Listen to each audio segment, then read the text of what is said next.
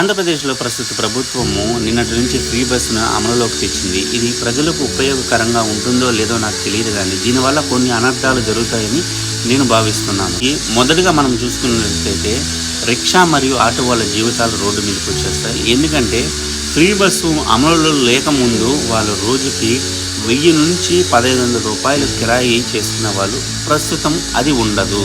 ఇంధన వ్యవస్థ చాలా తక్కువైపోతుంది. ఎందుకంటే ఆటో వాళ్ళు మాత్రం 100కి 30 నుంచి 40% ఇంధనాన్ని ఉపయోగిస్తారు.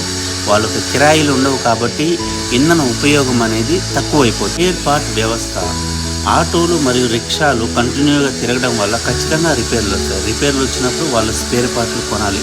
అలా కొనినప్పుడే మళ్ళీ కొత్త స్పేర్ పార్ట్లు తయారు చేయడానికి అవుతుంది. కానీ ఫ్రీ బస్సుల వల్ల ఆటోలు తిరగవు, రిపేర్లు రావు, స్పేర్ పార్ట్లు కొనరు. అలాంటప్పుడు ఆ స్పేర్ పార్ట్ ఇండస్ట్రీని మరియు దాంట్లో పనిచేస్తున్న ఎంప్లాయ్మెంట్ అందరినీ తగ్గించుకోవాలి. మెకానిక్లు మరియు పంచర్ వేసే వాళ్ళ జీవితాలు కూడా ఈ ఫ్రీ బస్సుల వల్లనే నాశనం అయిపోతుంది. ఇంత అనర్థాలు జరుగుతున్నప్పుడు ఈ ఫ్రీ బస్ అవసరమా? మీ అభిప్రాయాన్ని కింద కామెంట్ చేయండి.